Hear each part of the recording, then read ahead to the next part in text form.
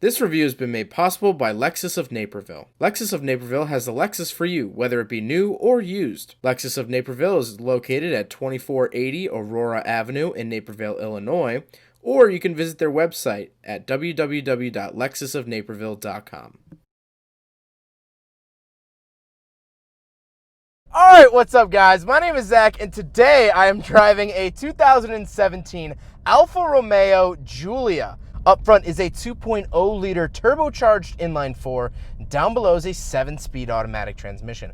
Guys, I'm excited to be driving this here Giulia for a couple of different reasons. First of all, no, this is not the Quadrifoglio. This isn't the 500 horsepower beast. This is actually the base model. And while yes, I would love to drive a Quadrifoglio, I'm also interested to see what the base model is like. You know, when I drive cars, I think it's very important to drive the top trim level as well as the bottom trim level to really get the full spectrum and full feel for a vehicle. I honestly truly believe that. And so I'm excited to drive the 2-liter turbo to see, is it great or is it garbage? I guess we're about to find out. The other reason I am excited is because I drove a Stelvio not too long ago, and this is basically the car version of that. That also had the 2-liter turbo. Now, before we get on to the rest of the video, if you guys are interested in selling your car, please click the link in the description below. Cashforcars.com will buy your car with a salvage title, good title, running, non-running, whatever it is. Please go support the channel by clicking the link in the description below. You can get a fast and easy quote for free, and they will pick up your vehicle in less than 24 hours. So let's get back to that turbocharged inline-4. It makes okay horsepower. Put it up on the screen, about 280 horsepower, which actually out of a 4-cylinder turbo isn't that bad. That's actually some pretty decent power, all things considered. And so we're out here on the test track. We're warmed up. Let's put it into dynamic mode, and we'll see what this little thing can do.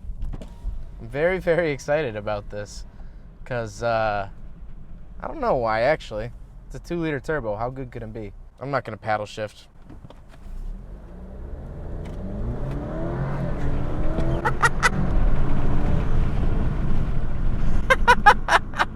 That is fun.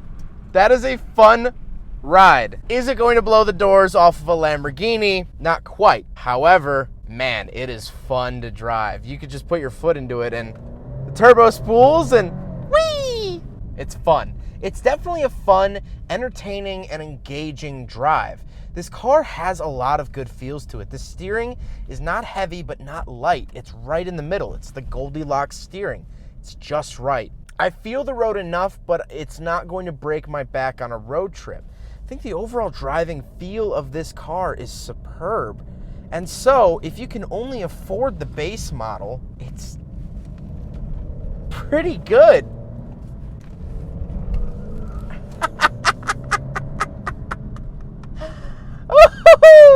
That's fun. I'm having a good time today. Like I said, paired to its 7-speed automatic transmission, it shifts when it wants to. It's good. It's a good transmission. I have no bad things to say about this transmission. Last but not least, this is the all-wheel drive base model. Can't get them in rear or all-wheel drive. This is all-wheel drive. And honestly, here in the Midwest, I don't know how. It's November and it's still 60 degrees. This never happens. This is an anomaly for sure. But we have pretty harsh winters here. We salt the roads pretty hardcore. And so all-wheel drive is something I would definitely seek out in these more moody weather states, I would say. So let's talk about the interior. We have a fair amount to go through in the Giulia, and I have to say I'm pretty happy with most of it. In front of me, I have a bunch of different gauges. On the left, I have my coolant temperature and my tachometer. It says Alfa Romeo, and it says Giri, or Giri.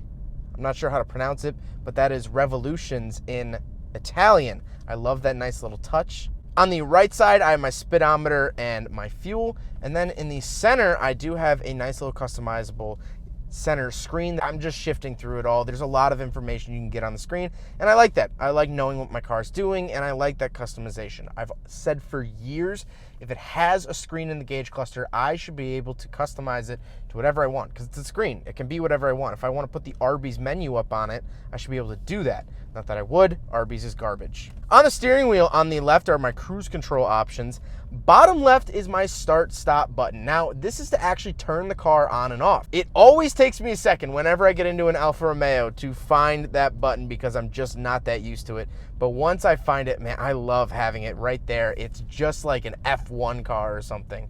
Really, really cool. On the right side, I do have my volume, track change, and voice commands. Now, behind the steering wheel, I do have these giant paddle shifters. They feel great. Left is down, right is up. And the interesting thing is that they actually stay stationary while the wheel turns. So if you're mid-turn like this, if the wheel is at 90 degrees, I can't reach either of the paddle shifters. So they feel cool and they look cool staying stationary, but if you're halfway through a turn, you can't shift. To the left of me, I have a giant vent as well as my headlight switches, parking sensors off, and automatic start-stop on and off. This is that fuel saver garbage. Get that out of here. Then on the door, I have my power locks, power windows, and power mirrors. Pretty standard there. Again, nothing too crazy. Then we come into the center with the center screen. The thing that I love about the center screen is also the thing that I hate about the center screen, in the fact that it's not a traditional rectangle. It's actually sort of a trapezoid, I guess. It's sort of like this slanting piece. I think it looks cool. It looks very dynamic. It looks very different than everything else. However, my beef with it is the fact that when you put it in reverse, the backup camera is so tiny on the screen. There's so much negative space, just aesthetically, that like I kind of have to squint and stare at the backup camera when, you know, I have so much more room. Like why'd they make it that small? I don't know. I wish they made it a little bit bigger. Not a little bit. I wish they made it a lot a bit bigger. Now, I don't have Apple CarPlay or Android Auto here in the Giulia. And normally I would get on my high horse and say, oh, it's a modern car, it should have that. The base model Chevy Spark has it. Which is true. And a small part of me wants to go on that rant. But the larger portion of me has been using this infotainment system for the day, and it's been nice. It's actually worked really well. It hasn't disconnected from my phone. It's really easy to use, very user-friendly. And so I actually don't have any complaints about it. It doesn't have Apple CarPlay, but it is what it is. Doesn't actually bother me as much. Down below that, I do have 2 climate control vents, and then my actual climate controls. Very, very basic here. I like the layout of it. It's all nice and neat in this nice little package. Very symmetrical with the 3 knobs, smaller knob in the middle. I like that a lot. I do have heated seats as well as a heated steering wheel. Base model, heated steering wheel. Very nice. Then I have my USB in and my 2 cup holders, and then the actual shifter bezel itself.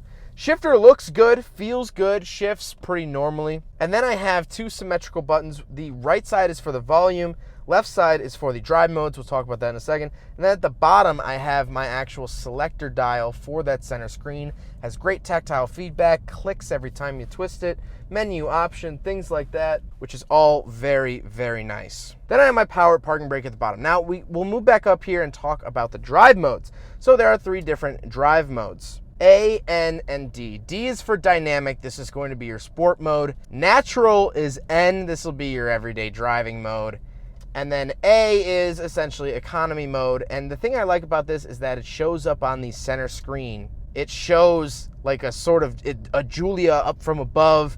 And like, you know, when you turn it to sport mode or dynamic mode, everything turns red.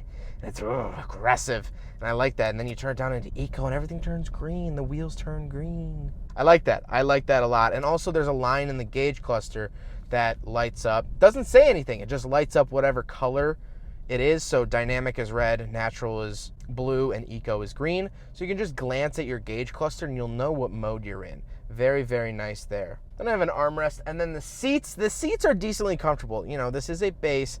However, they still have Alfa Romeo embossed in the leather on the headrest. I love that touch. I think it really adds to the seats. And, you know, if you find these in a junkyard or something, you know, it's not going to be like, oh, you're going to know exactly what these seats are from. I like that branding. I love when they put the logo on the headrest. I don't know why. I don't know what that triggers in the male psyche, but it's doing it for me. The seats are memory seats as well. Forgot to point that out. They are memory seats. But speaking of seats, we do have back seats. So let's do a back seat review. All right, so we're in the back of the 2017 Alfa Romeo Giulia base. Honestly, the space back here is not as spacious as I thought it was going to be. It's a little cramped getting in. Now, okay, everyone always says, because Jeremy Clarkson said it, that it's hard to get into because the door shape is weird on the driver's side. I'm a big guy. That's obvious. I've had no issue getting in the front seat of this car. The back seat was actually kind of difficult to get into because there's actually this really tall lip on the outside of coming up to meet the door. There's this really high rim, so you have to lift your foot up and over and in, as opposed to just kind of up and in like a regular car. That's the only issue I've had getting into this car, was in the back seat, not the front seat. The front seat has been fine. Moving past that, back seat, I do have 2 vents back here. I have a USB port down here for charging, and I have little pull down cup holders.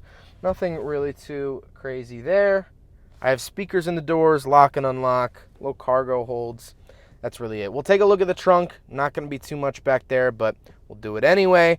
And then we'll talk about the looks because it's an Alfa. So it is windy. I apologize. Nice thing about the Giulia, 2 clicks. Pops right open. Here's the trunk. It's not amazing, not terrible either. I mean, it is what it is. It's a pretty standard sedan. Although, what I do like is I get a little road flare up here with a nice Alfa Romeo, and then like, looks like an old Alfa there. I think that's kind of funny.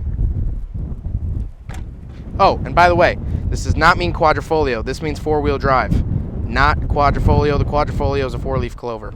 Now we gotta talk about the looks. Now, I wanna get right off the bat, these are not the factory wheels. These are not stock wheels. They were put on by a previous owner. However, I like the look of the Giulia. I think it's a really good looking and really different looking vehicle. You know, I think the BMW, the refreshed BMWs, kind of look like Lexuses from the rear. And they sort of also look like Mercedes, like a lot of luxury, I mean, a lot of cars in general kind of look like one another. But this looks very, very different, especially from that front. It has that sort of gaping mouth that Alfa Romeo has championed for the last 50 years. Overall, I think it's a great car. And so, my final thoughts on the Giulia, the base model Giulia, is the fact that this thing's great. I really, really like it. The power is there for what it is. Again, this is not going to rip the side skirts off of a Bugatti. But that's not what this is for. For what it is, a 2-liter turbo, it's quick. It gets up and goes. It has great driving feel. And also, there's just something about driving something that not a lot of other people have. Buying a BMW, at least where I'm from, like a BMW is pretty standard. Not in the fact that everyone owns one, but like when you go to a luxury car, you buy a BMW or you buy a Lexus. Mercedes isn't as big, at least in my area. So like, you know, when you start making some money at work, you get that bonus, you get that raise. Yeah, let's buy a 3 Series. Let's buy a 5 Series. You know, let me treat the significant other. Let me buy them an X5. That's sort of run of the mill. It's not that different. But this is different. Alfa Romeo here in the States is still sort of that different choice, that other choice. You know, this is the green party of luxury vehicles. And I kind of like that. I kind of like being the outsider. I kind of like being the underdog. And that's what this car kind of gives me. Especially the fact that this isn't a quadrifolio. This will get written off by 99% of people. Oh, it's not a quadrifolio? Oh, I don't want to drive it. Well, I do. I like this thing. It's fun. And if you could pick these up for a decent price, why not? Let me shove it into dynamic and just put my foot into it. Rolling start. Yes! This car is fun, it's engaging, and for a base model, I cannot ask any more out of a vehicle. I really, really can't. Well, I hope you guys enjoyed the video. Huge thank you to Lexus of Naperville for allowing me to take out their used Alfa Romeo Giulia. This thing it's been a blast. I've really enjoyed my time with this car. That is all thank you to Lexus of Naperville. This is one of their used cars. They have a bunch of used cars on the lot. Go check them out. If Lexus isn't your thing, they have tons of other interesting vehicles. I drove a Porsche Panamera from them recently, and a couple other really fun cars. So definitely go check out Lexus of Naperville. Their information is up on the screen as well as linked in the description below. But I hope you guys enjoyed the video. Don't forget to rate the video, comment on the video, and subscribe if you really liked it. Take care, guys.